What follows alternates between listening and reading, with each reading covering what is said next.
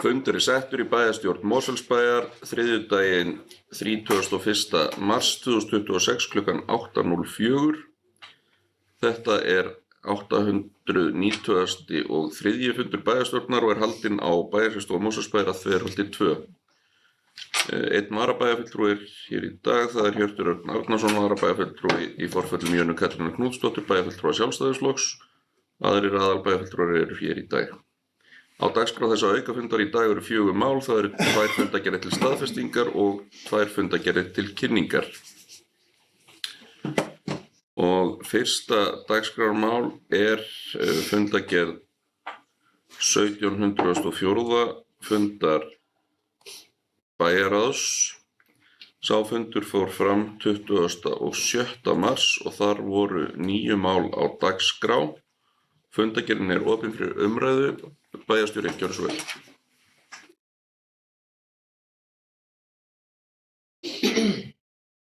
Forseti, kæru bæjarfulltrúar. Fyrir fundinu liggur fyrir samþykki bæjarráðs frá bæjarráðsfundi þann 26. mars síðastliðnum viðauka við samstarfssamning uppbyggingu byggðar í Blikastaðalandi og það viðauki við samstarfssamningin sem var skrifaður samþykktur 5. maí 2022. Í samstarfssamningnum uppbyggingu byggðar í Blikastaðalandi gert ráð fyrir að uppbyggingin fari fram í 3 til 5 áföngum og íbúðareiningar 3.500 til 3.700. Þá í samkomulaginu gert ráð fyrir að gerði verið sérstakur viðauki fyrir afgreiðslu tillögu að deiliskipulagi 1. áfanga í skipulags- og umhverfisnefnd. Í viðaukanni verði kveðið á áfangaskiptingu, uppbyggingarhraða, auk nánari réttinda og skyldna aðila. Þá gert ráð fyrir að fyrir afgreiðslu deiliskipulags verði samið skiptingu byggingarréttargjalds af hverja íbúðareiningu, endurskoðunarákvæði, framkvæmd greiðslna og fleira tengt byggingarréttargjaldinu. Á 694. fundi bæjarráðs þann 30. desember 2025 var samþykkt samkomulag skilmála sem lagðir voru til grundvallar viðaukanum og afgreiðslan var síðan samþykkt á 887. fundi bæjarstjórnar. Og þeir skilmálar lutu að mestu að grundvallarbreytingu á byggingarréttarframlagi Blikastaðalands og í kjölfar þessa skilmálaskjals hafa aðilar unnið að gerð viðaukans ásamt fylgiskjölum sem eru sölu- og byggingarskilmálar, form lóðaleigusamnings íbúðalóða, skilalýsingu, gatna og kvöð vegna byggingarréttargjalda.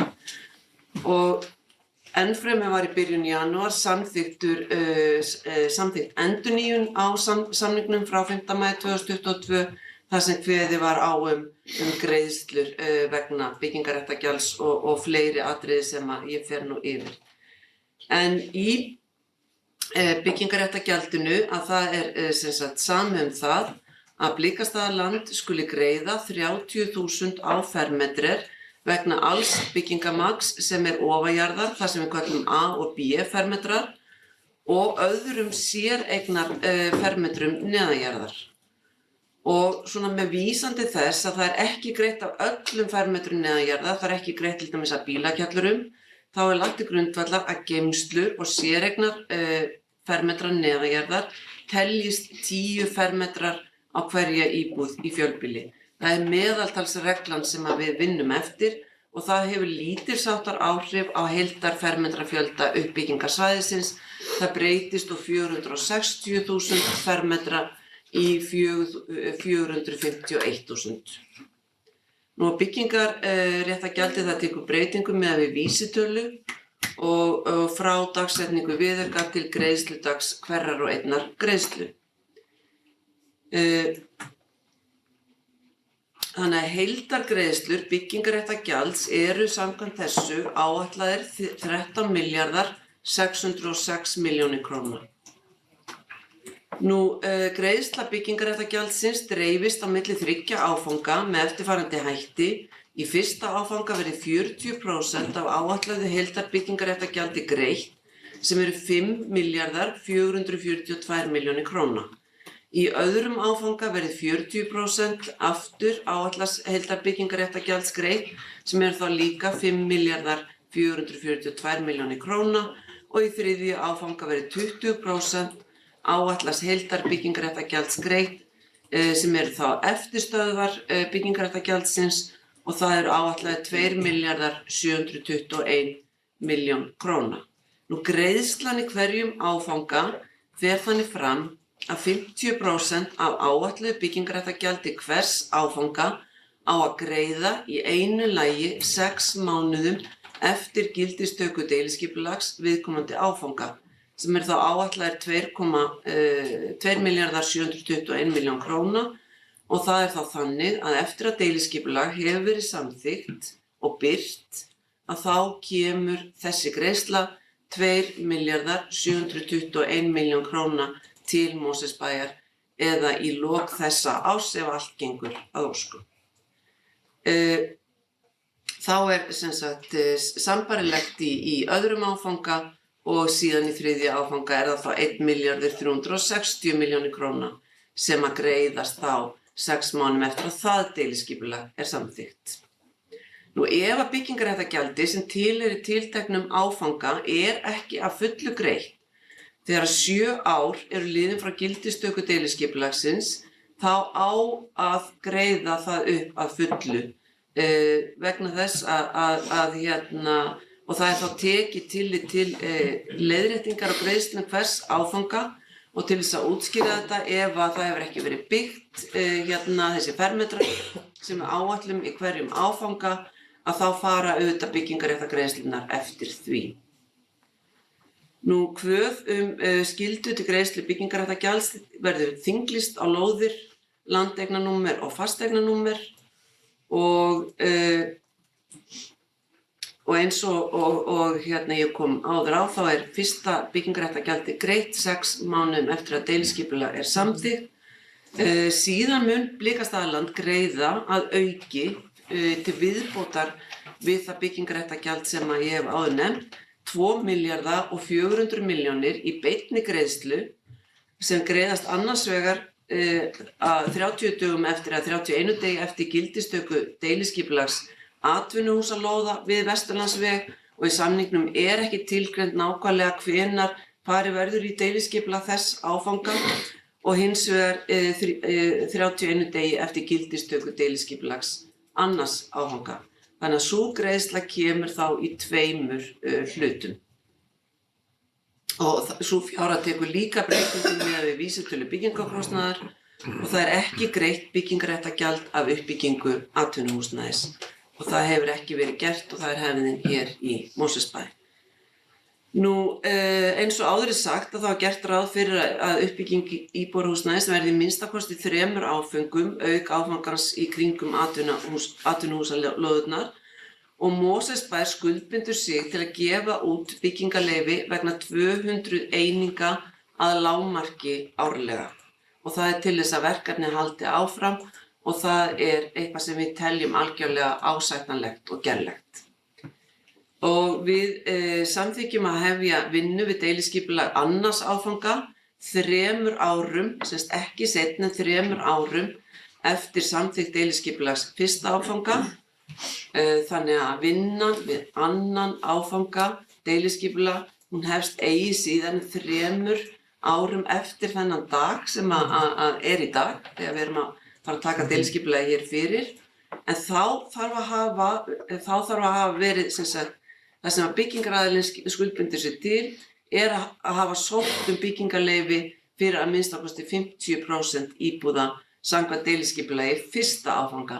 Og það til þess að fara ekki að byrja að deiliskipuleggja annan áfanga með hálf tómt hverfi í fyrsta áfanga. Og gatnagerðargjöld hafi verið greidd með sama hætti vegna 50% áfangans og Mosfellsbær hafi þá tekið við götum og gatnagerðargjaldið þá greitt. Nú, en annars verður deiliskipulag annars áfanga verður ekki tekið til afgreiðslu til auglýsingar fyrir sótt hefur verið byggingarleyfi fyrir minnstakosti 80% íbúða í fyrsta áfanga. Og með sama hætti gerist þetta í þriðja áfanga. Þannig að þetta semst 50% þá hefst vinnan en þá þarf allan að vera komin 80% áður en það auglýst. Og þetta á ekki við deiliskipulag áfanga atvinnuhúsahlutans, en það er samkomulag að sú vinna hefst þegar að landeigendur leggja fram ósk þar Blikastaðaland greiðir gatnagerðargjöld með framkvæmdum á götum og öðrum innviðum þeim tengdum og þar erum við að tala grænu svæðin, leikvelli og annað sem að Blikastaðaland skuldbindur sig til þess að greiða en að móti fá þeir gatnagerðargjöldin. Það hins vegar samkomulag í þessu endurskoðaða samkomulagi var kveðið fast á það að Mosfellsbær ekki að fara að greiða gatnagerðargjald á stofnanalóðum sveitarfélagsins sem byggða verði upp á svæðum eins og grunnskólum, leikskólum og íþróttamannvirkjum. Í þessum samningi þá höfum við sett ákveðna kvöð það að við eigum möguleika á að kaupa 2 íbúðakjarna í fjölbýli í fyrsta áfanganum sem þá 12 íbúðir og í öðrum og þriðja áfanga verði kvöð 1 kjarna með 6 íbúðum í hvorum áfanga sem verði annaðhvort byggður í fjölbýli eða á einbýlishúsalóðum og þetta er auðvitað sett fram til þess að tryggja það að við séum alltaf með tiltækar lóðir og íbúðir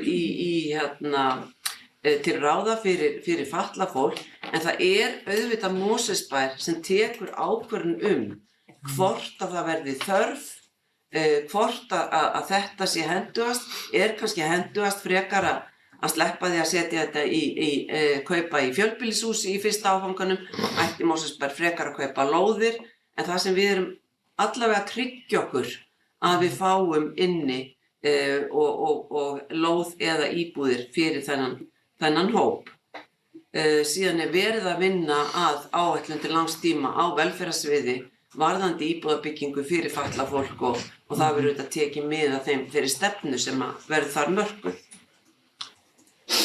Og við skuldbindum okkur, við erum ekki að krefjast þess að kaupa þessar íbúðir eða lóðurnar á afslætti, þetta er bara á hefðbundnum kjörum. En ég ítreka, það er ekki kvöð á Mosfellsbæ, það er kvöð á uppbyggingaraðilum.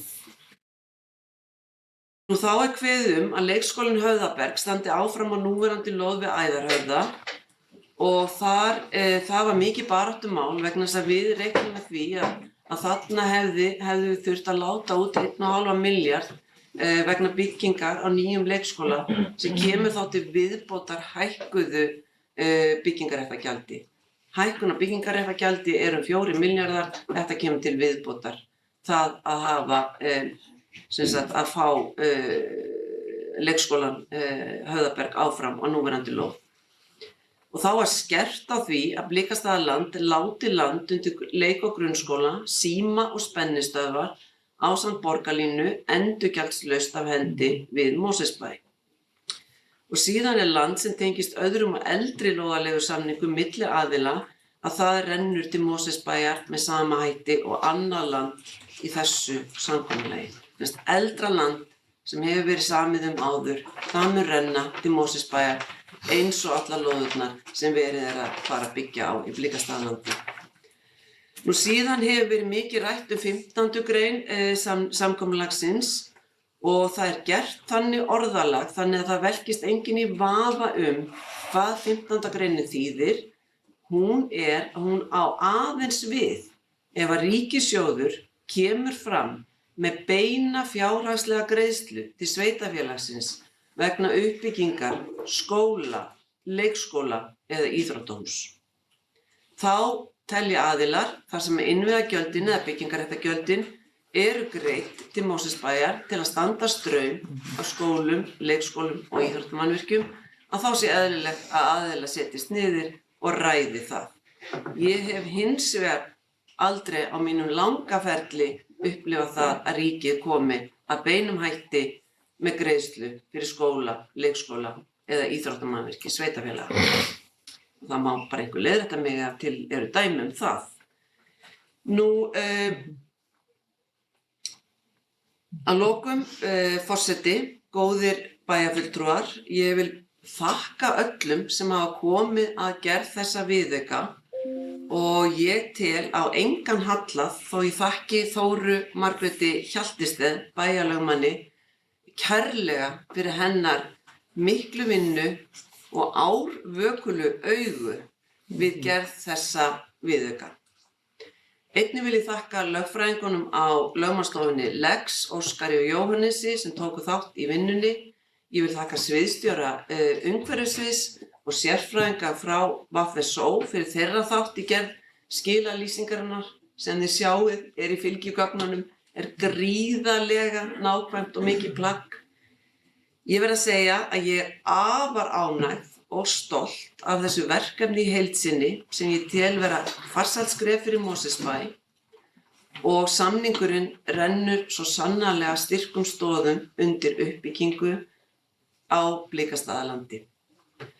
Og ég óska bæjarstjórn til hamingju með þennan samning, þennan áfanga og einnig forsvarsfólki Blikastaðalands. Takk fyrir mig. Takk fyrir bæjarstjóri, fleiri sem á skuldið og teknum á þennan lið bæjarfulltrúi Lofís að gera svo vel.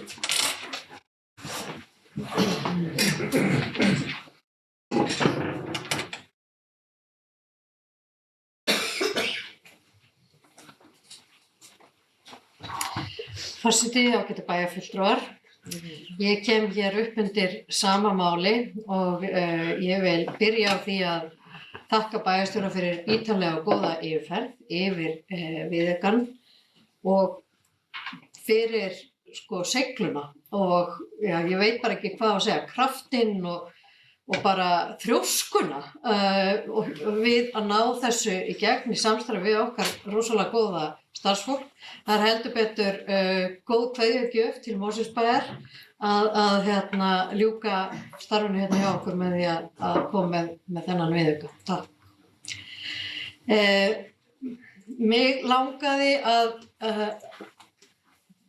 taka undir öll þau orð sem að bæjarstjóri fór hér yfir. Hún fór mjög ítarlega yfir greinarnar sem slíkar. Það sem ég vildi koma hér upp og ávarpa mikilvægi þess að hafa farið í þá grunnvinnu sem að við fórum í þegar þetta kjörtímabil hófst. Það hefur verið, ég held að það mér sé óhætt að segja að það hefur verið leitað til sérfræðinga, utanaðkomandi sérfræðinga á öllum stigum til þess að fá nauðsynlega ráðgjöf inn í fjármögnunina á verkefnin, fjárhagslega hluta þessa verkefnis, því að svona stór uppbyggingarsamningur auðvitað gríðarleg skuldbinding fyrir sveitarfélagið og þar af leiðandi mjög mikilvægt fyrir okkur bæjarfulltrúa að allar ákvarðanir sem eru teknar séu teknar á upplýstum og gagnreyndum grunni og það það sem við höfum gert. Við höfum fengið til okkar og ég hef sagt þetta hér áður í ræðustól en áhættugreiningin sem við fórum í með KPMG algjört grundvallar atriði í því að við getum sett inn ákvæði eins og það hvað við erum tilbúin til að fara í mikla uppbyggingu á ári. Það var líka grundvallar atriði í því að breyta raunverulega, má segja kjarnanum í samningnum þannig að við erum að semja byggingarréttargreiðslur per fermetr. Það bara, og með leyfi forseta, ætla ég að fá að sletta hér á ensku og segja game changer. Því að leikbreytir ég leiðrétt hér úr sal að sjálfsögðu, en það skilja allir hvað ég á við. Það að tryggja á öllum áföngum gegnum allt ferlið, hvernig fjárflæði verður, ekki vera með óþekktar stærðir eins og mögulegt söluverð lóða eða annað slíkt, það breytir gríðarlega miklu og gerir okkur kleift að stýra fjármagnuninni með miklu ábyrgari hætti. Síðan fengum við til liðs við okkur sérfræðingana hjá Arkur sem að hafa setið sveittir við að reikna út fyrir okkur. En hvað ef við gerum svona á hinsegin og eitthvað, ég veit að þið, ég veit það bara af því að mér hefur verið sagt frá því að þeir eru stoltir af þessu verkefni og hafa lýst mikill ánægju með nálgun Mosfellsbæjar og fundist þetta bara, þess virði að nefna það að fyrra bragði hversu flott nálgun þetta og hversu miklu máli þetta skiptir. Þannig að við séum hérna með sjálfbært verkefni sem ekki að fara að sliga bæjarsjóð. Og við höfum gengið í gegnum það hérna í Mosfellsbæ áður, hraða uppbyggingu sem hefur vissulega reynt gríðarlega mikið á bæjarsjóð. Og ég meina þess vegna erum við að þessu. Við ætlum ekki aftur að setja okkur í þvílíka spennitreyju. Þar fyrir utan, þá, ég mun alltaf endurtaka einhverju leyti það sem að bæjarstjóri Regína sagði hérna áðan, en mér finnst þetta bara svo mikilvægt að ég vil árétta það. Í fyrsta samningnum var ekki nein kvöð íbúakjarna.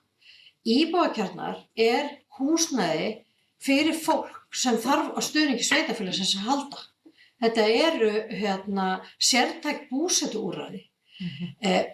Við erum að stækka bæinn okkar 9.000 manns og auðvitað þurfum við að gera ráð fyrir þessum hópi inn í þeirri stækkun. Það gerum ekki öðruvísi heldur en svona. Þannig að ég er gríðarlega stolt af því að við séum komin með þetta inn í samninginn. Þetta skiptir máli. Og ég bara fagna því sérstaklega. Og eins og þú sagðir, við ætlum að greiða markaðsverð. Fyrir þá sem ekki vita hvað það þá það bara ásett verð á íbúðum. Það verður ekki hægt að rukka okkur meira, en við erum heldur ekki að fara fram á afslátt. En þetta eitthvað sem við hefðum alltaf þurft að gera. Hvort þannig erum við bara að tryggja það að inn í þessu hverfi, eins og öðrum hverfum Mosfellsbæjar verði allir íbúar bæjarins velkomnir. Það hefur líka verið mikið fjallað 15. greinina og þar hef ég nú verið að leika mér að því að þýða enskt máltæki og segja að við munum fyrirsjá svín fljúga en að ríkið fari að koma inn með beinharða greiðslu í byggingu grunn- og leikskóla. Ég hef engar áhyggjur af því að þetta verði virkjað en hins vegar mjög gott í ljósi þess sérstaklega að þessi grein varða miklu umtalsefni og verið að deila á okkur með hana að þá gátum við skýrt hana þannig að nú engin vafi á því að skilningur okkar hefur alla tíð verið réttur, hann svona að búa að laga orðalagið og takk Þóra Hjaltested. Verðandi bæjarstjóri, núverandi bæjarlögmaður. Og að lokum vil ég taka undir þakkir til Þóru. Við erum, ég tengi stundum við hana í starfi, við lögfræðingar erum stundum taldir óþarflega smámunasamir og eitthvað, en það liggur allt, það brennur allt á því að hafa augun opin. Og það hefur Þóra Hjaltested svo sannarlega gert. Svo það auðvitað umhverfissviðið okkar, Jóhanna og Kristín sem hafa hlaupið til og reiknað og allir hinnir. Ég get ekki nefnt ykkur öll en bara takk aftur kæri starfsfólk fyrir ykkar frábæra framlag. Ég fagna þessum samning og óska okkur öllum til hamingju með hann. Takk fyrir bæjarfulltrúi Ásgeir, gjörðu svo vel.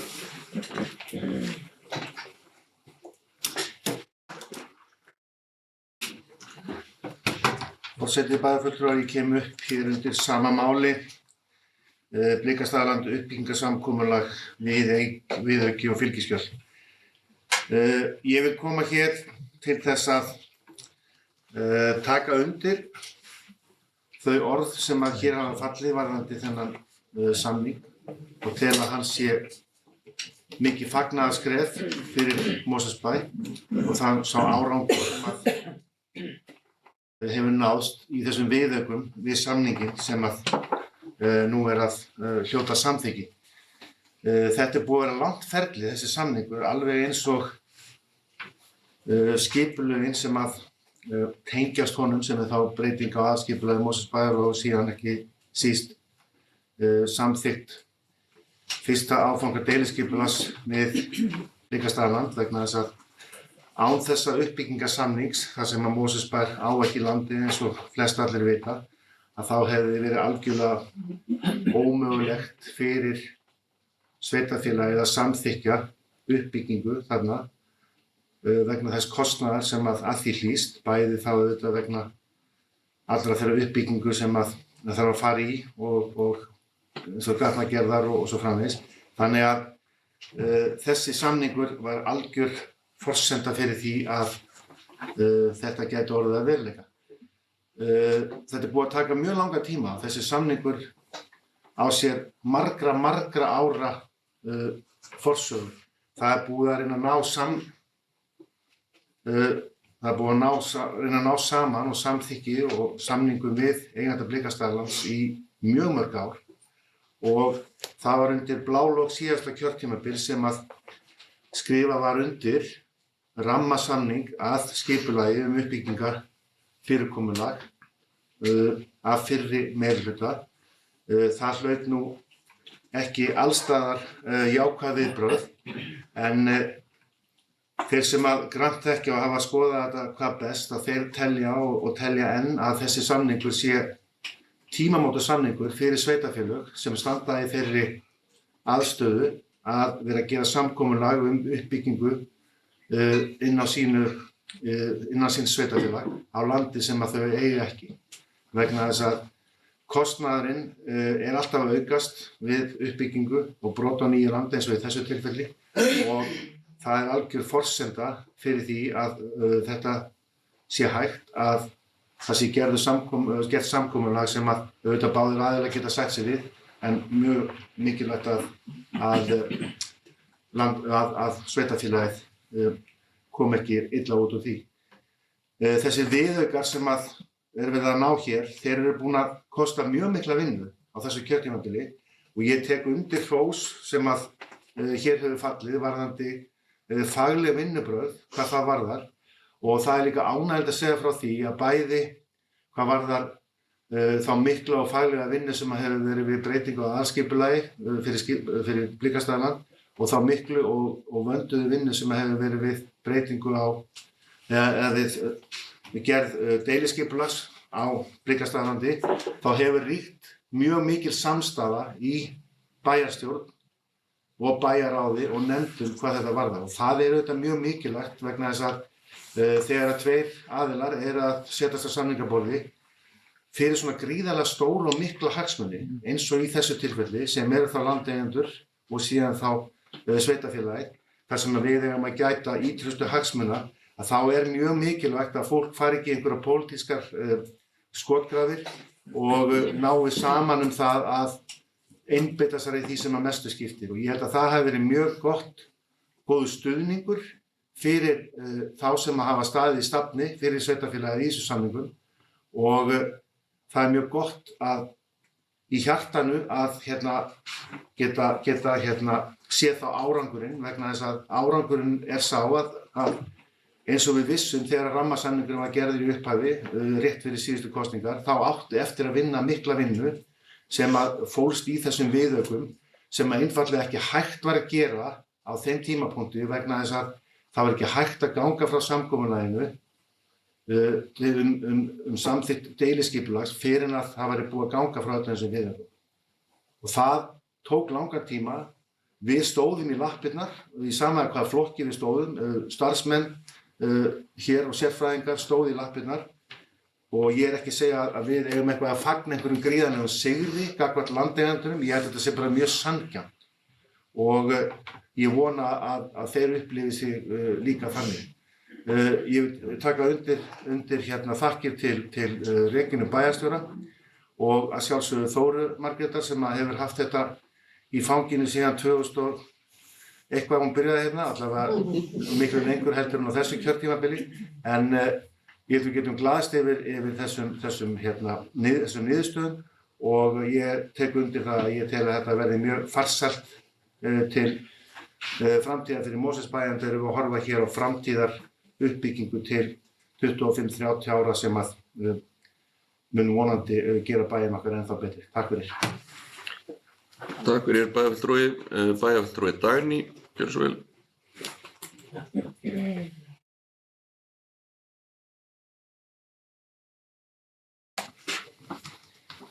Virðulegur forseti, kemur upp undir sama máli. Ég vil byrja á því að taka undir þessar þakkir sem hér hafa verið færðar. Þetta er búið stórt og mikið verkefni og það bara er vel að verki staðið að hafa náð þessari niðurstöðu. Við fengum það verkefni að renna stoðum undir þann uppbyggingarsamning sem var búið að gera og það tel ég að hafi tekist og við höfum náð að efla hagsmuni bæjarins til mikillar muna. Það er búið að fara mjög mikið yfir það sem ég hef búin að skrifa hjá mér, þannig ég ætla nú ekkert að hafa þetta mikið lengra, það þarf ekkert að segja þetta allt aftur og aftur. En forsendur þess að sé hægt að fara og halda áfram er það að þetta yrði gert og það er búið að gera. Takk fyrir bæjarfulltrúi Aldís, gjörðu svo vel.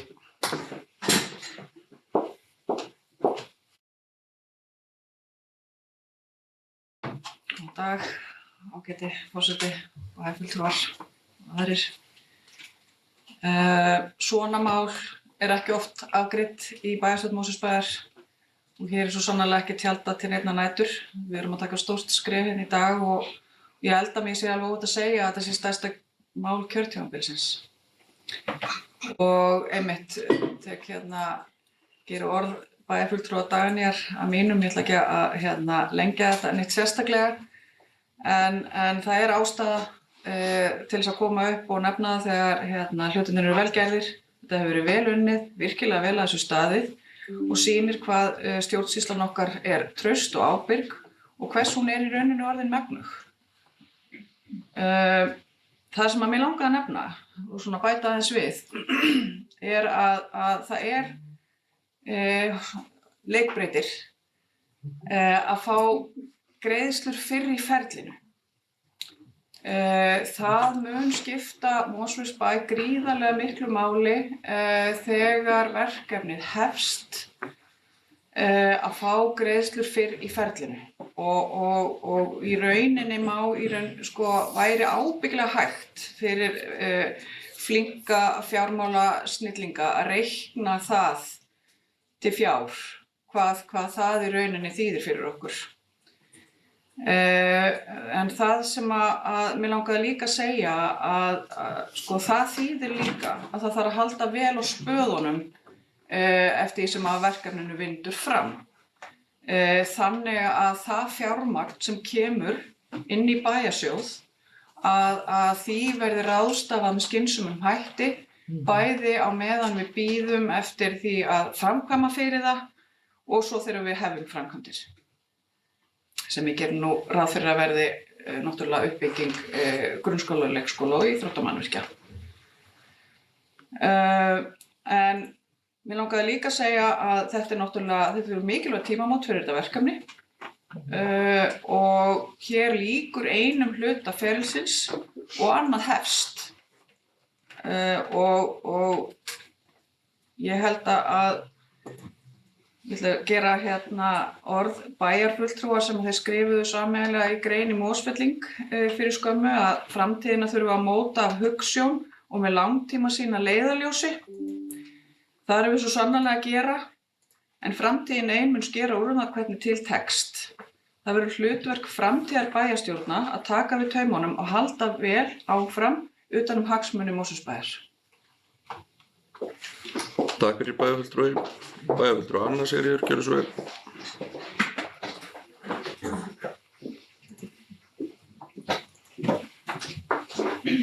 Forseti, það er við hæfi í svona stóru máli að koma í pontu og segja þó ekki væri nema örfá orð. Hér hefur náttúrulega verið vel farið yfir þá viðauka og þau ákvæði sem þar eru inni. Kannski það sem er efst í huga mér er tvennt varðandi þessi viðauka. Það er annars vegar spurningin eins og bæjarfulltrúi Aldís nefndi fjárflæði, hvað koma fjármunir fyrr inn í ferlið. Og svo er það hitt að það er gert ráð fyrir að við getum reist búsetukjarna á þessu uppbyggingarsvæði sem er gríðarlega mikilvægt fyrir sveitarfélag í nútíma samfélagi. Þannig að þetta svona tvennt stendur kannski svona upp úr hvað mig varðar, en svo það hitt að jú, það rétt, þetta verkefni að koma saman þessum samningum hefur tekið gríðarlegan tíma hjá innan stjórnsýslunar. Hér hafa náttúrulega aðalleikarar verið nefndir, bæjarstjóri Regína, bæjarlögmaður Þóra Margrét og allir hinir sem tóku þátt í þessari vinnu. Og þetta byggt, allt þetta byggt á gögnum og bestu fáanlegum upplýsingum sem eykur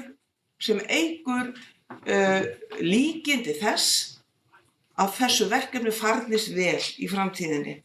En það líka, þetta verkefni þýðir að við erum ekki komin í höfn, heldur þetta langtímaverkefni og ríður á að komandi bæjarstjórnir haldi vel á spöðunum og passi upp á hagsmuni bæjarins í öllu þessu ferli.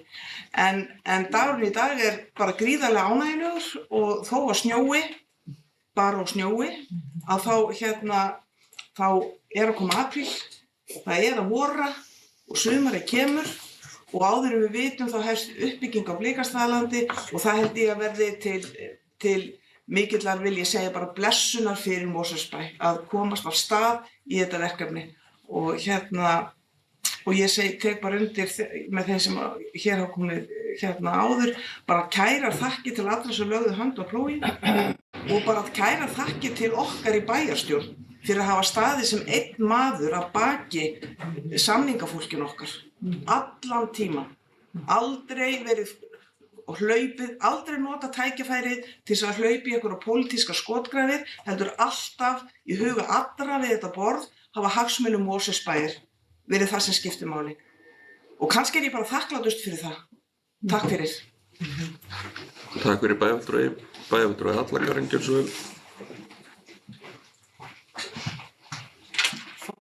Ágætu bæjarfulltrúar. Ég ætla bara að koma hérna upp líka og segja bara það er búið að segja mörg og góð orð hérna þetta. Ég vil bara ítreka og segja þakkir mínar fyrir þessu virkilega faglega og góða starfi og þessari gríðarlegu samstöðu.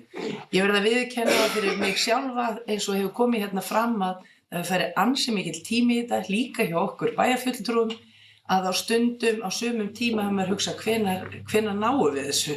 En þetta í dag erum við að fara að skrifa undir og samþykkja þetta og ég vil bara þakka öllum sem hafa komið að þessari miklu vinnu og þessari virkilega góðu samstöðu.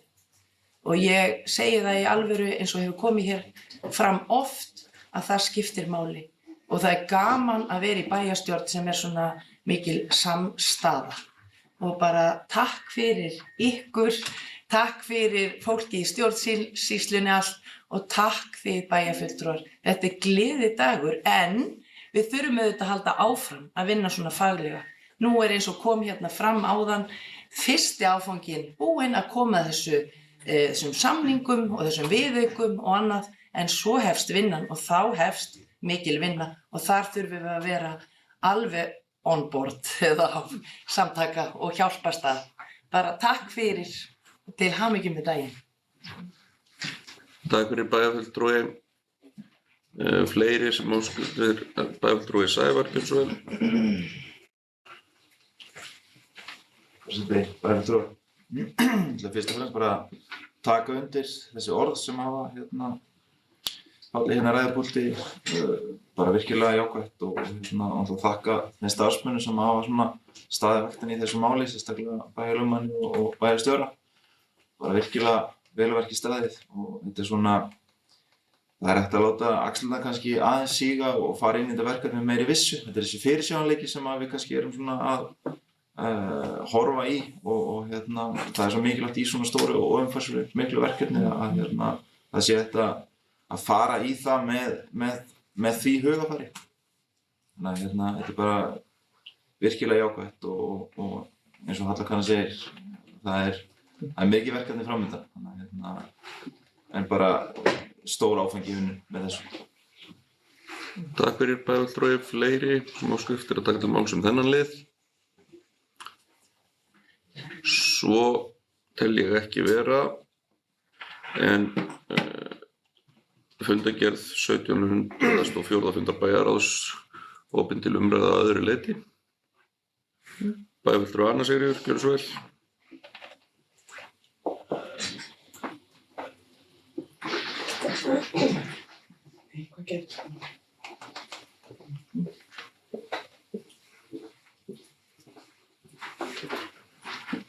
Forseti, ég kem hér upp undir máli 1.9, samkomulag sýningu sögu ullariðnaðarins í Álafossskvos. Saga ullariðnaðar á Íslandi og Mosfellsbæjar samtvinnuð. Starfsemi Álafossverksmiðjunnar í Álafossskvos var einstök á landsvísu og gjörbreytti ekki aðeins verðmætasköpun í ullariðnaði, heldur hafði gríðarleg áhrif á þróun Mosfellssveitar og þéttbýlismyndun í sveitinni. Álafossskvosin er eitt merkasta menningar- og atvinnusögusvæði Mosfellsbæjar, þar sem upphaf ullariðnaðar við Varmá árið 1896 markaði þróun verksmiðjuþorps sem langt skeið var þungamiðja atvinnulífs í Mosfellsbæ. Vilt hérna mamma sjá? Já. Og það er ábyrgð Mosfellsbæjar að sinna sinni eigin sögu. Það gerir það eiginlega enginn fyrir okkur. Tækifærin sem opnast með þessu samstarfi við einkaaðila miðlun sögunar eru margvísleg. Þannig verður til nýr segull fyrir ferðafólk, innlent sem erlent, í samræmi við atvinnustefnu bæjarins, en í henni er einmitt lögð áhersla á ferðaþjónustu. En með eflingu ferðaþjónustu skapa síðan grundvöllur fyrir aukna þjónustu, svo sem veitingahús eða aðra afþreyingu, hvað veit ég, en tækifærin opnast og af þeim munu íbúar síðan njóta góðs. Samtímis er þessi merka byggðasaga gerð aðgengileg fyrir bæjarbúa, fyrir alla bæjarbúa, börn sem fullorðna. Mosfellsbær ber ábyrgð á og sér til þess að allt sé sagnfræðilega rétt með því að ráða sagnfræðing Magnús Guðmundsson sem er sérfróður sögu verksmiðjanna í Álafossskvos. Í því skyni að kortleggja sögu Álafossskvosarinnar og ullariðnaðarins sem og að finna til ljósmyndir og gögn sem nýst geta við sýningarhaldið. Það verður framlag bæjarins til sýningarinnar ásamt aðstöðugjaldi sem tíundað er í samningum og fer lækkandi með árunum. Annan kostnað ber viðsemjandi bæjarins. Sýningin verður sett fram á margmiðlunarformi og hönnuð af fagfólki inn í verslunarrými sjálft þar sem fólk getur síðan notið veitinga og einnig keypt alls kyns ullarvörur og auk þess að njóta sýningarinnar. Frá því fyrstu viðræður fóru fram verkefnið hefur það tekið spennandi breytingum. Frá því að vera að hugsa sem hefðbundið safn gripa og fræðsluskilta yfir í það að nýta mun dýrari en jafnframt nútímalegri tækni við útfærslu og framsetningu sögunar. Sveitarfélaginu verður í samráði við sýningarhaldara heimilt að nota allt efni sem framleitt verður og notað á sýningunni á öðrum vettvangi til að mynda við annað markaðsstarf bæjarins eða, og það sem er mikilvægt, við kennslu í leik- og grunnskólum bæjarins. Það verður seint þannig að fjárhagslegt framlag eða stuðningur bæjarfélaga, hvað varðar alls kyns menningu, íþróttir og listir, skili peningalegri arðsemi inn í bæjarsjóð. En hitt er víst að samfélagsleg arðsemi er óumdeild, því hver vill búa í menningarsnauðum bæ. Takk fyrir bæjarfulltrúi Rúnar Bragi, gjörðu svo vel.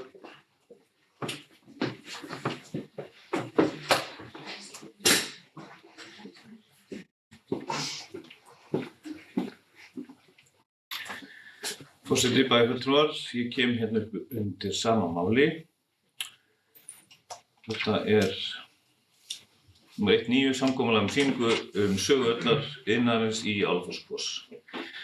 Ég get að nánast öllu leyti verið sammála bæjarfulltrúa Önnu hér sem tala hér undan mér.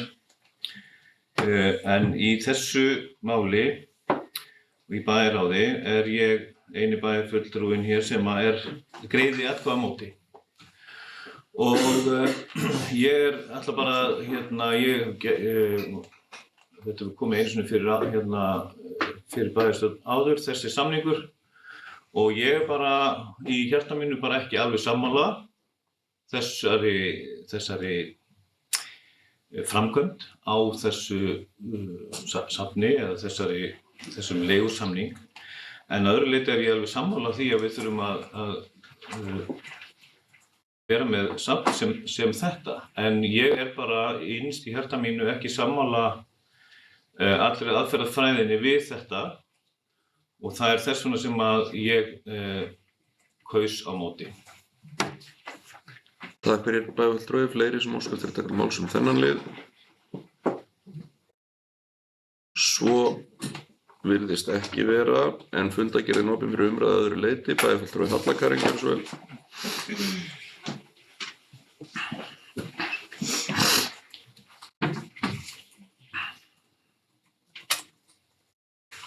Forseti og ágætu bæjarfulltrúar, ég kem upp hérna fyrir máli 1.4, heitur pottur með rampi fyrir hreyfihamlaða. Á þessum fundi okkar í bæjarráði vorum við að samþykkja endurhönnun breyttrar útfærslu á þessum heita potti og heimila undirbúning fyrir útboð. Að koma með nýjan pott með rampi í Lágafellslaug mun svo sannarlega bæta aðgengi hreyfihamlaða og bara allra og yrði svona pottur fyrsti sinnar tegundar í almenningslaug hér á Íslandi. Það hefur farið þó nokkur tími hjá okkur í að finna góða staðsetningu fyrir þennan pott og ýmislegt verið skoðað og útfært. Það nefnilega svo mikilvægt að svona pottur sé nálægt búningsklefum og með góðu yfirsýni og góðu aðgengi. Nú komin ný útfærsla á því hvar þessi pottur á að vera og tel ég það mjög jákvætt því að hann verður nálægt búningsklefum með góða yfirsýn og allt sem þarf og kannski það sem besta að það þarf ekki miklar lokanir og annað út af því að það sem hann átt að vera voru miklar lagnir fyrir og hefði þurft að loka bæði líkamsræktarstöð og sundlauginni og ekki væri það gott fyrir íbúa Mosfellsbæjar sem og í nágrenni þeir sem stunda Lágafellslaug að hún þyrfti að vera lokuð í þó nokkurn tíma á meðan á þessum potti, að væri verið að koma upp þessum potti. Það heldur ekki verra að þessi nýja útfærsla skuli spara pening eða fjármagn því að svona náttúrulega kostar sitt og þetta mun spara þar sem það þarf ekki að fara í það mikla vinnu, eins mikla vinnu út af lögnunum sem voru á fyrri staðsetningu, voru fyrir. Ég vil bara fagna þessu að þetta sé komið og þetta bara skiptir verulega miklu máli að við höfum bætum aðstöðuna í Lágafellslaug sem bara eina vinsælustu laugum á landinu og komum með nýjan pott og það verður gaman að sjá þennan pott að veruleika en það er tímalína í þessum fylgiskjölum en þetta mun þá fara í útfærslu og hönnun núna í apríl og maí og svo verður útboð og allt þetta eins og gert ráð fyrir. En ég vildi bara koma upp og segja að það búið að finna nýja staðsetningu sem bara hljómar vel. Takk fyrir. Takk fyrir bæjarfulltrúi, fleiri sem óska eftir að taka til máls þennan lið. Svo tel ég ekki vera, en fundargerðin opin fyrir umræðu að öðru leyti. Bæjarfulltrúi Hjörtur, svo vel.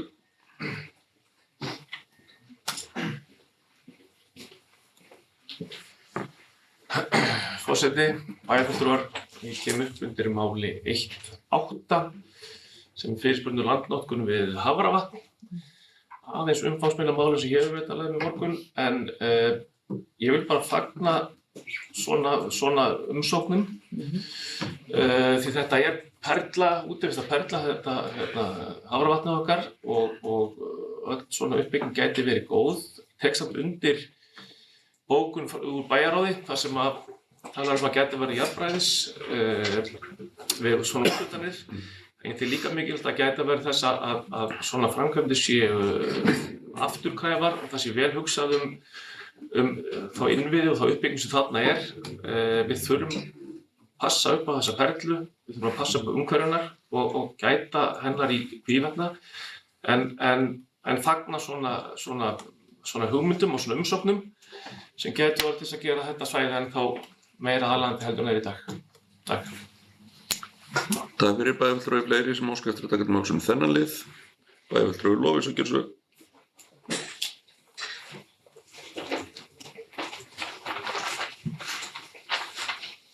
Þú getur bæjarfulltrúar, ég tek undir það. Það er mjög skemmtilegt þegar við fáum svona góðar hugmyndir inn til okkar. Og það er nú þó þannig með góðar hugmyndir að það fáðar oftast margir og og það við sem opinber aðili þurfum auðvitað að gæta jafnræðis og ég hlakka til að sjá svona hvernig útfærslan verður frá stjórnsýslunni, hvernig við getum komið til móts við þessa aðila. Svo erum við líka með fullt af öðrum vötnum ef maður hefur setið hér í skipulagsnefnd þá kemst maður að því að það er ógrynni af vötnum í kringum Mosfellsbæ og það væri hægt ég allan persónulega sé það fyrir mér sem svona spennandi kost að víkka aðeins út ásýnd fólks á Mosfellsbæ með því að nýta jafnvel fleiri af vötnunum okkar til svona útivistar iðkunar. Þannig ég vona að sé hægt að koma til móts við svona góðar óskir. Takk. Takk fyrir bæjarfulltrúi. Fleiri sem óska eftir að taka til máls þennan lið. Svo ekki, en fundargerðin opin fyrir umræðu að öðru leyti. Bæjarfulltrúi Lovísa gjörðu svo.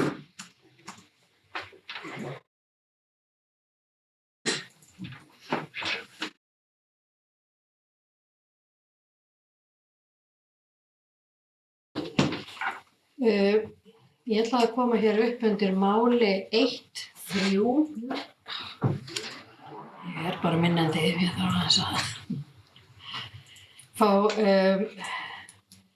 það sem til umfjöllunar leikskólinn Hlaðhamrar. Mér finnst mikilvægt að halda því á lofti að stjórnsýslan hér hefur verið vakin og sofin yfir þessari leikskólabyggingu og framtíð þessa leikskóla eins og öðrum leikskólabyggingum í bænum. Hér var lagt fyrir í bæjarráði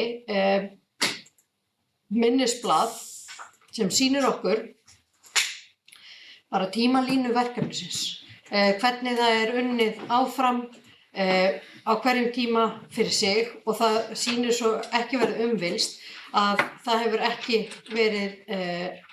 verið slegið til höndunum eða verið að tefja málum með nokkrum hætti. Það hins vegar líka gríðarlega mikilvægt að hafa það í huga að við vitum það að gamla byggingin ekki á vetursetjandi. Það nýrri byggingin sem líka illa farin en það verið að greina þetta allt saman fyrir okkur og við bíðum þess að fá loka greiningu. En ég vil minna á það að við erum með það inni í fjárhagsáætlun næstu ára erum við með uppbyggingu á skólanum. Þannig að fólk þarf ekki að örvænta að allavega ekki sé gert ráð fyrir fjármagni til uppbyggingar á nýju leikskólahúsnæði.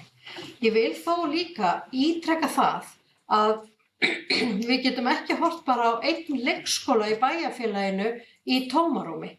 Við þurfum að meta leikskólaþarfir sveitarfélagsins í heild þegar við erum að ráðstafa almannafé.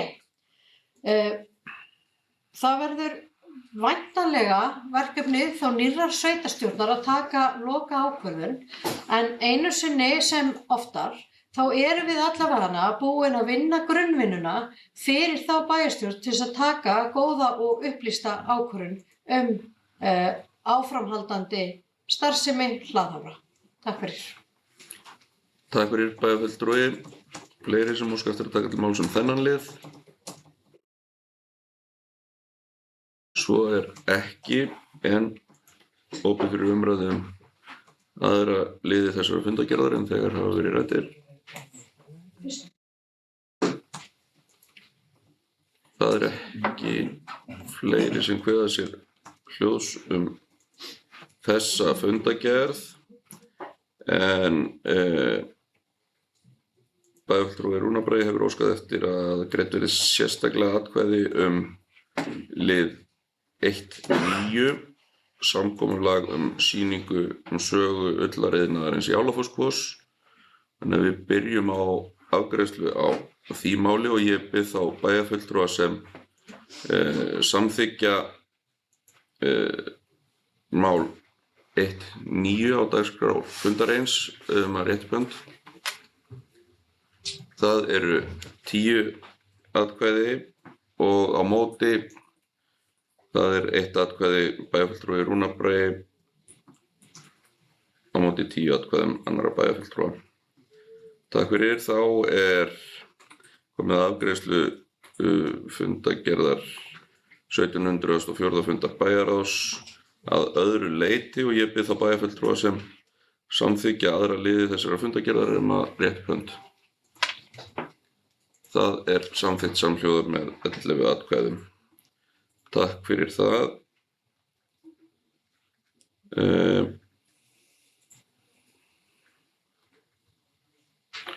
Það var verið að ég skilji rétt. Já, það hefur verið óskað eftir fundarhlé.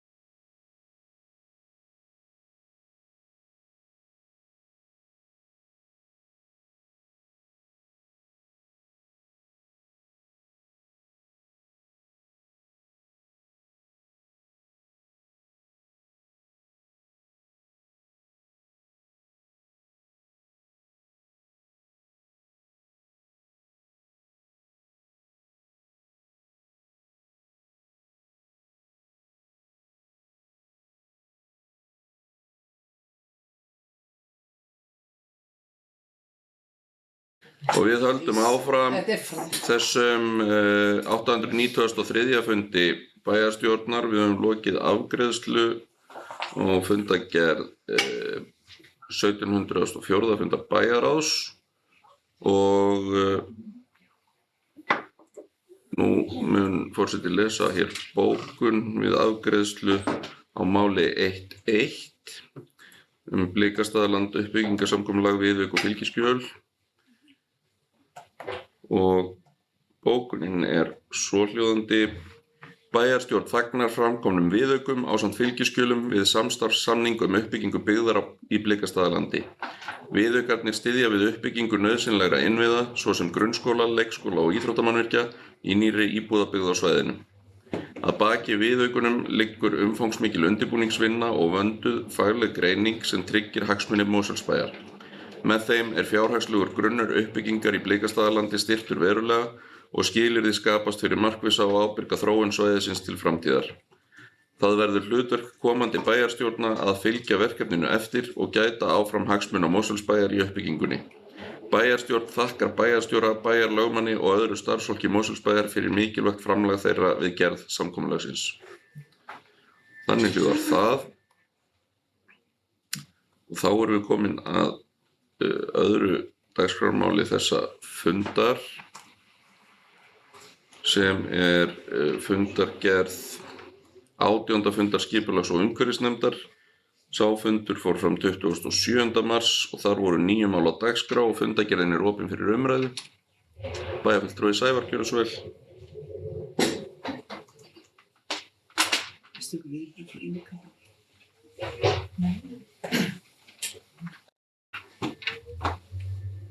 Forseti, bæjarfulltrúar. Kemur upp með máli 2.7. Deiliskipulag fyrsta áfanga Blikastaðalands.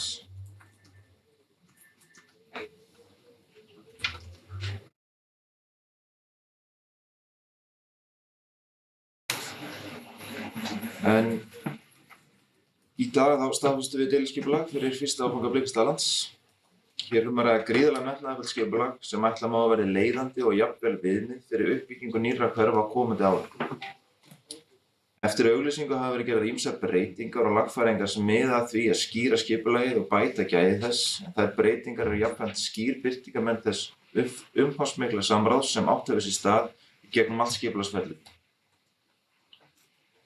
Skipulags- og umhverfisnefnd hefur lagt ríka áherslu á þetta samráðsferli, en líkt og segir í bókun undir málinu þá telur nefndin að þær uppfærslur sem gerðar hafa verið, meðal annars varðandi hæðir bygginga við Blikastaðaveg, með vísan í skuggavarp, stærðir eigna við flatir og útfærslu bílastæðalausna og styrki tillöguna án þess að breyta forsendum hennar eða markmiðum. Meðal þeirra breytingar sem sérstaklega má nefna eru breytingar á bílastæðamálum, en bílastæðaþörf hefur verið uppfærð í samræmi við samgöngumat, gestastæðum fjölgað úr 0,1 í 0,2 íbúð og bætt við samsíða bílastæðum í götum á Bæjarlandi. Einnig hafa verið sett skýrari ákvæði skipulag og nýtingu bílastæða við lóðir og þessar breytingar stuðla betra aðgengi og raunhafa verið útfærslu í takt við þarfir svæðisins. En jafnframt má nefna að á flötunum hafa verið meðalstærðir íbúða minnkaðar úr 100 fermetrum í 92 fermetra og í hverfishlutanum við Blikastaði hefur svo hámarkshæð íbúða lækkað úr 5 hæðum í 4. Samhliða fækkar íbúðum á þeim reitum. Eins hafa byggingarreiti fyrir leik- og grunnskóla verið einfaldaðir, stækkaðir og byggingamagn á lóð aukið í samræmi við rýni skólaþjónustu Mosfellsbæjar. Einnig má nefna að bætt hefur verið við gönguþörunum á völdum stöðum og skerpt á ákvæðum legustíga.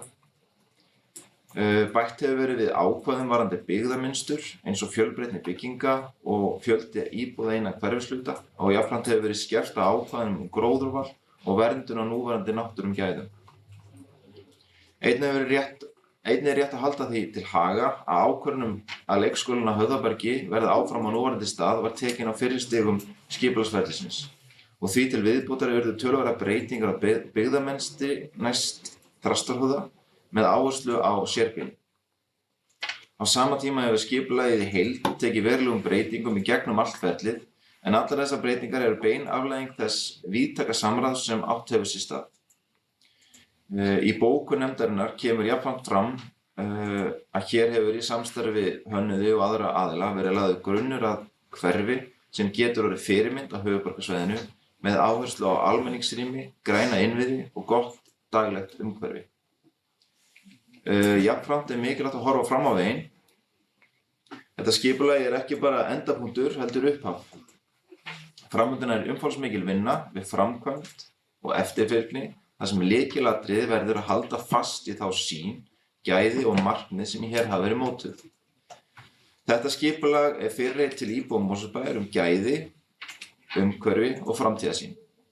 Það svo okkar sameiginlega verkefni að standa við þau fyrirheit og framtíðar skipulags- og umhverfisnefnd að sjá til þess að því sé framfylgt.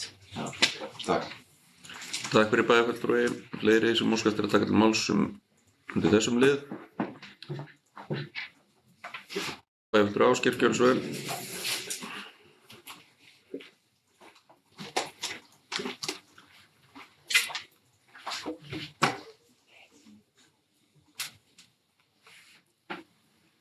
Forseti bæjarfulltrúi kemur upp undir fundargerð skipulagsnefndar Mosfellsbæjar, mál númer 27, fyrsti áfangi Blikastaðalands deiliskipulag.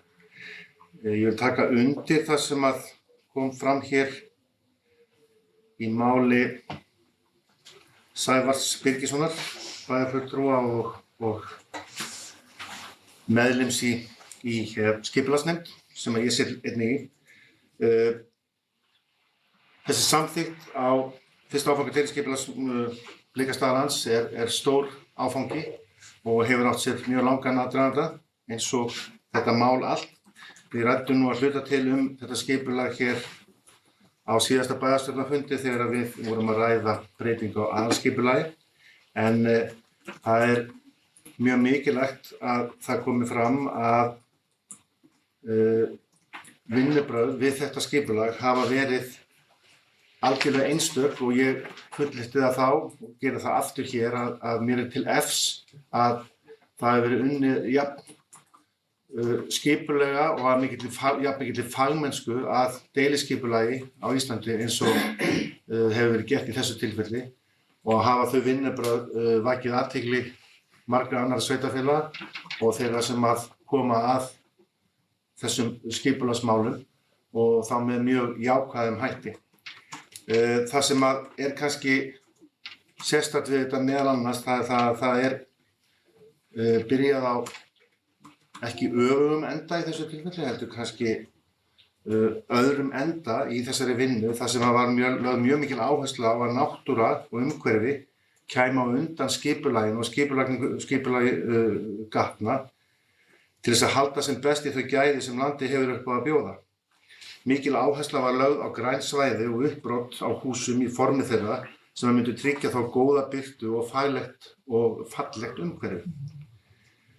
Kynning á skipulagsferlinu hefur verið mjög mikil og umfram það sem skylt að gera eins og hefur komið fram áður á þessum vettvangi og til dæmis var haldið hér stór fundur í Hlégarði fyrir meira en árið síðan þar sem voru kynntar fyrstu vinnslutillögur þessa deiliskipulags og þar voru gerðar umfangsmiklar athugasemdir bæði hér á höndi kjörinna fulltrúa, þverpólitískt í skipulagsnefnd og annars staðar og einnig komu athugasemdir á þeim tímapunkti frá almenningi sem gerði það að verkum að til dæmis byggðamynstur fyrir Þrastarhöfða sem að var þar gert ráð fyrir fjölbýlishús og öðru, það gjörbreyttist og núna í mjög góðum tengslum við núverandi byggð, auk þess sem að núverandi leikskóli, Höfðaberg, mun halda áfram að standa það sem hann en það var ekki gert ráð fyrir því í upphafi í þessum vinnslutillögum. Það sem hefur gerst síðan á þessum kynningarferli og auglýsingarferli að það komu breytingar, tillögur og athugasemdir sem að lúta þá að umferðarmálum og fólk hefur áhyggjur af umferð og við höfum áhyggjur af umferð. Þess vegna var farið í það að það verði skoðað tillögur og aðlaga tillögur að umferðarmálum á Baugshlíðinni, auk þess sem að það kemur strax tenging á fyrstu stigum uppbyggingarinnar niður á Korpúlsstaðaveg sem að gera það að verkum að það verður það fleiri tengingar út úr hverfinu heldur en bara Baugstegina sem er mjög mikilvægt þegar að ræða uppbyggingafasa þar sem að verður þá þungaflutningur og annað sem að verður í gangi.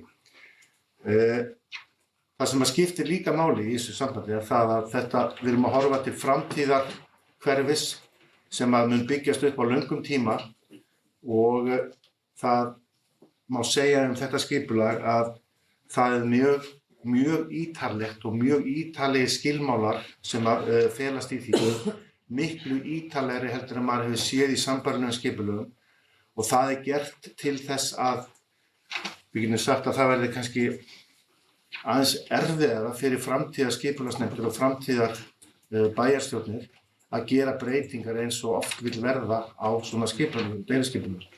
Það er mjög mikilvægt og við höfum talað um það að framtíðar sveitarstjórnarfólk í Mosfellsbæ til næstu 25-30 ára standi vel í lappirnar, bæði hvað það var að þennan áfanga og það sem á eftir eiga að koma til þess að gæði umhverfisins og landsins haldist með þeim hætti sem gert er ráð fyrir í þessum áfanga. Við höfum áður komið fram hér á þessum fundi með upplýsingar varðandi þann uppbyggingarsamning sem að tengist skipulaginu og þetta helst allt í hendur og við höfum fengið hingað inn til okkar og í þeim umræðum sem við höfum átt mjög jákvæð viðbrögð bæði frá íbúum, leikmönnum og fagfólki sem er auðvitað mjög ánægjulegt og styrkir okkur í trúnni. Það verður líka að halda því til haga að sjálfsögðu eru skiptar skoðanir þetta skipulag og skárra væri það nú þetta er risastórt mál á næstu 25-30 árum þá mun byggjast þarna upp hverfi með alltaf 9.000 íbúðum, við erum 14.000 í dag Mosfellingar en það er kannski ekkert svo mikið ef við horfum tilbaka í baksýnisspegilinn ef við horfum 30 ára aftur í tíman sem okkur til Mosfellsbær var þá myndu mönnum kannski sumum bregða í brún að sjá hvað mikið hefur gerst og við ætlum einfaldlega að taka þátt í framtíðar uppbyggingu höfuðborgarsvæðisins. Þetta er framtíðarhverfi, það er sannarlega að margan hátt öðruvísi heldur en við eigum að venjast hérna í Mosfellsbæ en það ætti ekki heldur að vera neina fréttir vegna þess að það var aldrei hugmyndin að þetta hverfi yrði byggt eins og Höfðahverfið eða Holtahverfið. Þetta er heldur ekki þétting byggðar eins og hefur verið talað um. Við erum að brjóta nýtt land, þannig að það er allt annað heldur en það sem við erum að tala um og við getum sagt andstæðingar þessa skipulags hafa haldið fram að þetta sé einhver borgarhverfi og það sé verið að þétta byggð eins og það sé verið að gera niður í Reykjavík. Þetta er alls ekki með þeim hætti. Þetta er heldur ekki helmingi þéttara heldur en Helgafells-hverfi og þetta er heldur ekki á nokkurn hátt sambærilegt við Valsreit, Heklureit eða Ártúnshöfða eins og sumir hafa verið að reyna að líkja þessu við vegna þess að bara umhverfið og landfræðilega þá á þetta ekkert skylt í þau svæði fyrir utan þá þéttleikan og það sem hefur með það að gera. Mjög eðlilegt að það séu mjög skiptar skoðanir þetta en þannig er það í skipulagsmálum en miðað við þá vinnu sem hefur farið fram, miðað við þá útkomu sem við erum að sjá, miðað við þau viðbrögð sem þetta hefur fengið, þá held ég að við getum fagnað þessum áfanga eða við held ekkert, allavega ég fagna honum mjög og vona svo sannarlega að þetta verði og veit að þetta verður mjög góð og skemmtileg breyting og viðauki við bæinn okkar til næstu áratuga. Takk fyrir. Takk fyrir bæjarfulltrúi, bæjarstjóri, gjörðu svo vel.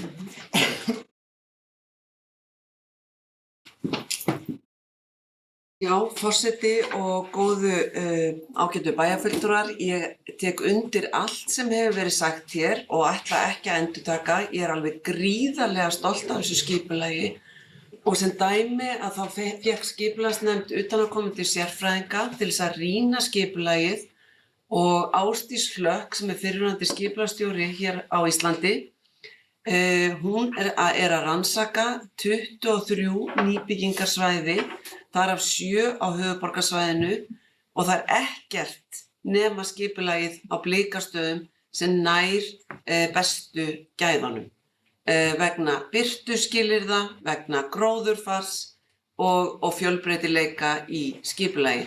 Þetta hefur verið alveg einstaklega vel unnið og ég vil bara senda þakklæti til okkar samstarfsaðila, Blikastaðalands, fyrir samstarfi í þessu verkefni, en ég held að það hafi hvílt mjög mikið á herðum eins manns sem ekki með okkur hér í dag, heldur farin í páskafrí til Vestmannaeyja, og ef hann að hlusta, þá langar mig að segja og nota tækifæri mitt síðasta daginn í starfi, takk Kristín fyrir ótrúlegan metnað, fyrir endalausa vinnu og fagmennsku í þessu verkefni.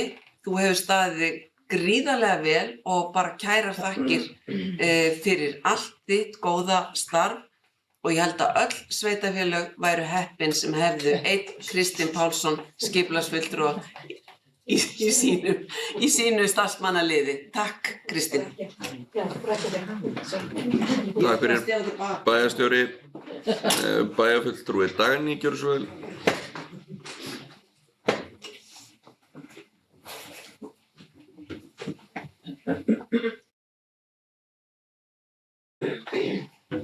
Virðulegur forseti, ég held að ég taki nú bara undir þetta sem hún Regína sagði, nú svolítið erfitt að koma upp eftir svona vera næstu svið, en það er alveg rétt, þetta hefur mætt mikið á fáum einstaklingum og þeir eiga þakkir skildar.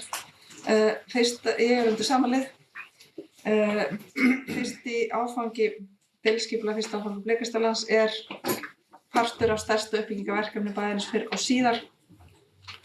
Og ég samanlega sem bæjarfulltrúi Ásgeir sagði að það eðlilegt að fólk hafa mismunandi skoðanir. Við verðum bara að bera virðingu fyrir því og mæta þeim með skilningi og svo kannski rökum og gögnum ef á þarf að halda.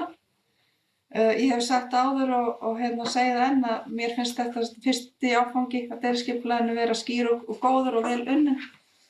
Og ég tel að með tímanum þá skapist sátt þennan áfanga, svona oft fara að byrja og fólk sér hvernig þetta leggst og þá held ég að það komi. Mér finnst einnig mjög gott að sjá að það hafi verið tekið tillit til ábendinga og það hafi verið hlustað svolítið vel og þá til dæmis með fjölgun bílastæða og að fjölbýlishús hafi verið lækkuð. Ég held að það skipti máli. Það standa þó enn eftir áhyggjur af umferðinni og það eitthvað sem þarf að halda vel loft inn í framtíðina. Og mér langar einnig að segja það sem að bæjarfulltrúi Ásgeir sagði að fyrir framtíðina skiptir miklu máli fyrir skipulagsnefndir og bæjarstjórnir að standa vörð um þetta skipulag og fara ekki miklar breytingar nema fyrir því liggi góðar og gildar ástæður svo það komi ekki upp umræða eins og hefur verið hér í gangi í samfélaginu. Takk. Takk fyrir bæjarfulltrúi Lovísa, gjörðu svo vel.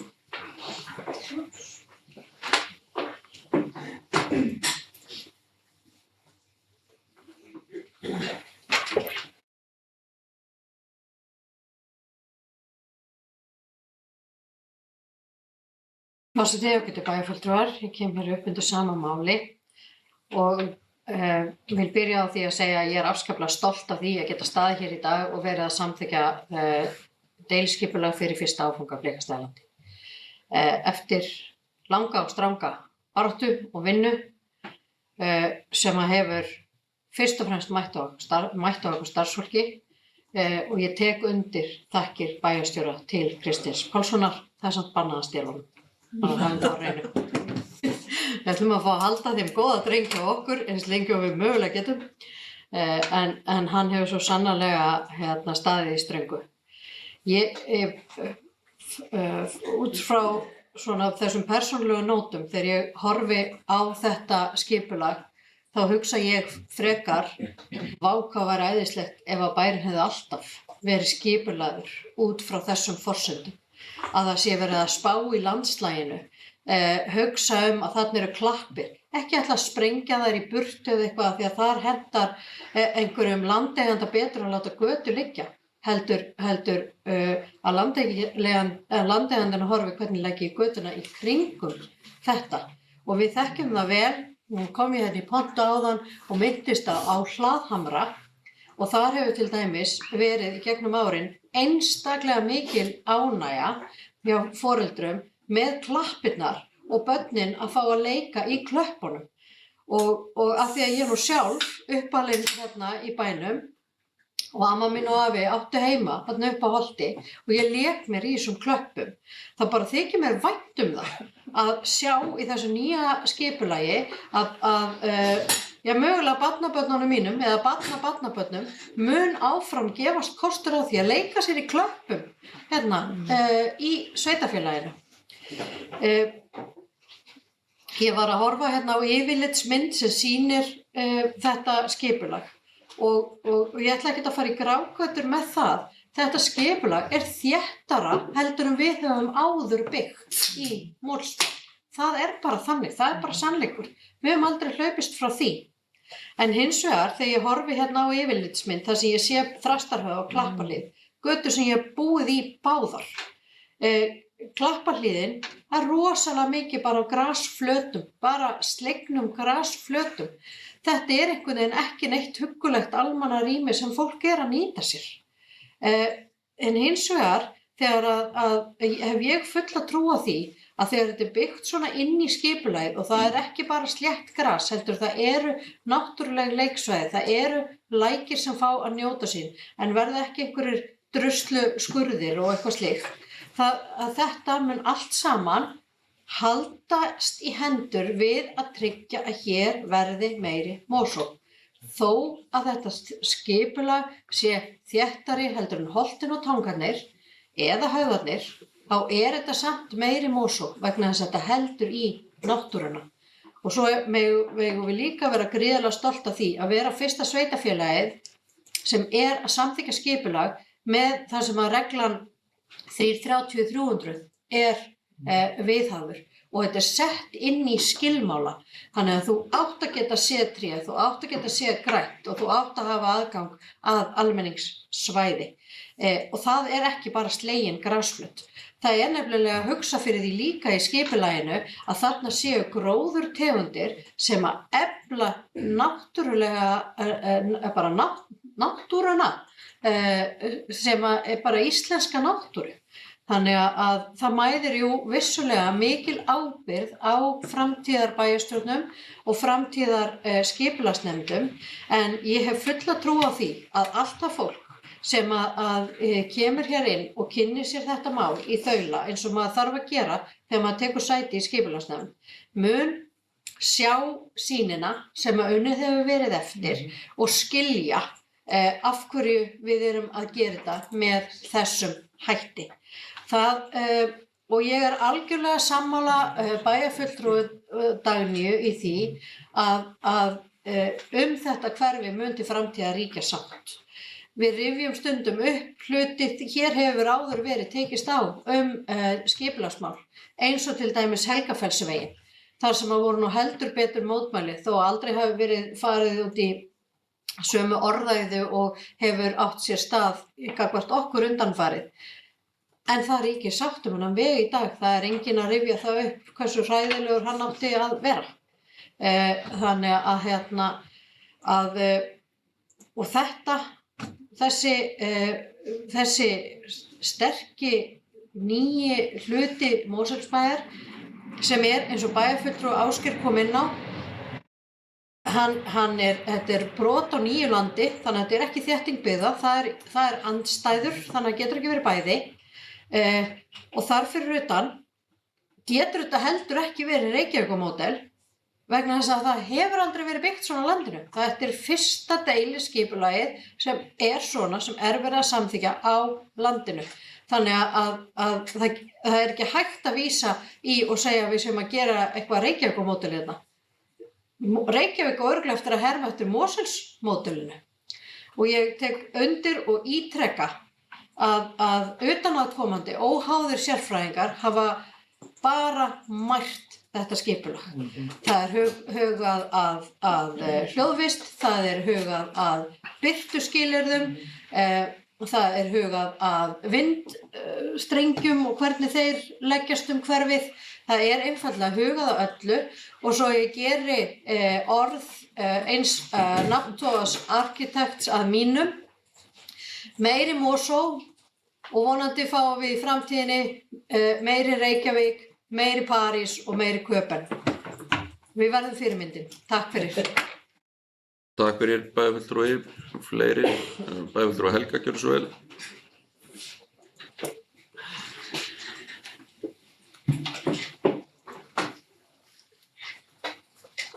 Forseti, ágætir bæjarfulltrúar, ég kem hér undir sama máli. En skipulags- og umhverfisnefnd samþykkti á fundi sínum þann 27. mars deiliskipulagstillögu fyrir fyrsta áfanga Glitnisstaðalands. Ég vil byrja að taka undir allt það sem sagt hefur verið hér í dag um deiliskipulagstillöguna fyrir fyrsta áfangann. Deiliskipulag sem ég ætla að leyfa mér að segja sé einstakt hérlendis. Skipulag sem metnaðarfullt, vel unnið, vel framsett, skipulag sem hefur verið vel kynnt í máli og myndum og skipulag þar sem umfangsmikið samráðsferli hefur átt sér stað við mótun tillögunnar. Skipulag þar sem gæði almenningsrýma, grænna innviða og lífs eru höfð að leiðarljósi. Ég fagna þessari tillögu og til með tillögu þessari sé lagður sterkur grunnur að nýju hverfi sem verður án efa góð fyrirmynd að uppbyggingu á höfuðborgarsvæðinu við samgöngu og þróunarhugsa. Takk fyrir. Takk fyrir bæjarfulltrúi, fleiri sem óska eftir að taka til máls um þennan lið. Svo tel ég ekki vera, en fundargerðin opin fyrir umræðu að öðru leyti. Bæjarfulltrúi Anna Sigríður, gjörðu svo vel.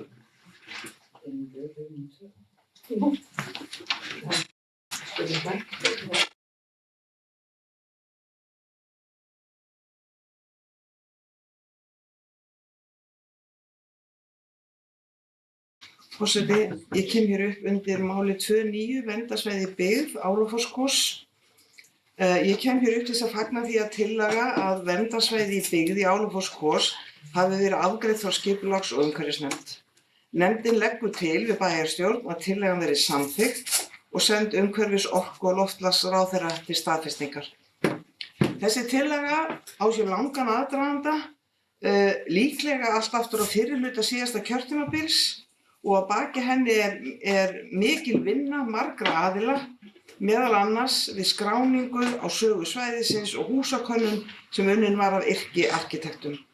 Þar að auki hefur verið haft samráð við sérfræðing og hagaðila innan sem utan svæðisins. Til að forðast misskilning er rétt að geta þess að verndarsvæði í byggð snýst ekki um friðun, bara alls ekki. Verndarsvæði í byggð snýst að skrá og greina þau gildi sem gera svæði sérstakt. Þar á meðal húsakost, ásýnd, tengsl byggðarinnar við umhverfi sitt og náttúru, sögulegar minjar og lifandi menningararf, auk þess að setja fram leiðbeinandi verndar ákvæði framtíða þróun svæðisins. En allt byggist þetta á framsýn og athafnagleði manna sem sáu tækifæri í ullarvinnslu við Álafoss. Við þekkjum flest þá sögu sem fór í hönd eftir að ullarvinnsla hófst í Álafossskórs á 10. áratug 19. aldar. Og þó ullarvinnsla sé löngu aflögð í kvosin okkar, þá má enn sjá og skynja hver sérstæð þessi saga og þetta umhverfi og hver staðarandinn sterkur. Það er fagnaðarefni að tillaga að verndarsvæði í byggð í Álafossskórs liggi nú fyrir samtímis því að unnið að uppsetningu safns ullariðnaðinn í Álafossskórs eins og fram kom fyrr á þessum fundi. Og það er nefnilega mikilvægt að muna að það er ekki bara risastóru verkefnin eins og til dæmis þau sem hér hafa mikið verið rædd á þessum fundi. Það er ekki bara risastóru verkefnin sem skipta máli þegar við tölum að styrkja bæjarbrag. Það er ekki síður þessi minni verkefni sem skipta gríðarlegu máli. Það er okkar ábyrgð að sinna hinni merku, byggðar og atvinnusögu sem geymd í Álafossskórs og gera það myndarlega og að virðingu fyrir þeim sem á undan gengu. Það tel ég að bæjarstjórn Mosfellsbæjar geri með samþykkt fyrirliggjandi tillögu.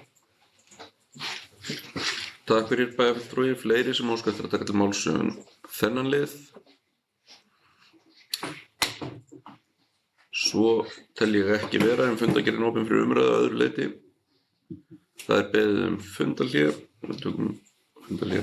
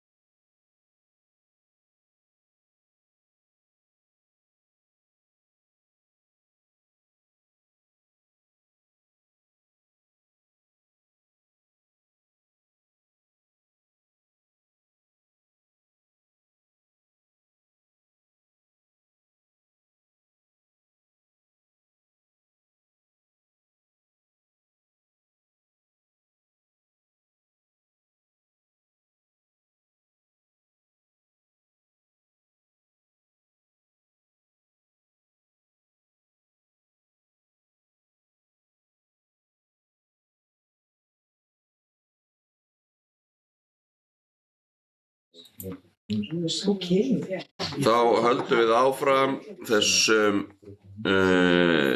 893. fundi bæjarstjórnar. Við erum hér í öðru dagskrármáli fundarins 18. fundi skipulags- og umhverfisnefndar og það ekki fleiri óska eftir að taka til máls mál 2.9 ef forseti skildi rétt, en fundargerðin var enn opin fyrir umræðu að öðru leyti. Ekki kveður sinni hljóðs aðra liði þessara fundargerðar og við tökum hana þá til afgreiðslu og ég bið bæjarfulltrúa sem samþykkja fundargerð 18. fundar skipulags- og umhverfisnefndar að rétta upp hönd. Það er samþykkt samhljóða með 11 atkvæðum og þá er hér bókun varðandi afgreiðslu á máli 2.7 og hún er svohljóðandi: Bæjarstjórn tekur undir bókun skipulags- og umhverfisnefndar og samþykkir nýtt deiliskipulag fyrir fyrsta áfanga í Blikastaðalandi. Bæjarstjórn leggur áherslu á þá miklu og góðu samstöðu sem ríkt hefur bæði í skipulags- og umhverfisnefnd og bæjarstjórn við vinnslu tillögunnar. Ferlið hefur einkennst af víðtæku og vönduðu samráði við íbúa og hagaðila sem hefur skilað sér í bættri og sterkari heildarsýn á skipulag svæðisins bænum til heilla. Og þannig hljóðar sú bókun og þá höfum við lokið afgreiðslu þeirra mála sem þess krefjast hér á fundinum og komið að fundargerðum til kynningar og það er þá 3. dagskrármál fundargerð 997. fundar Sambands íslenskra sveitarfélaga.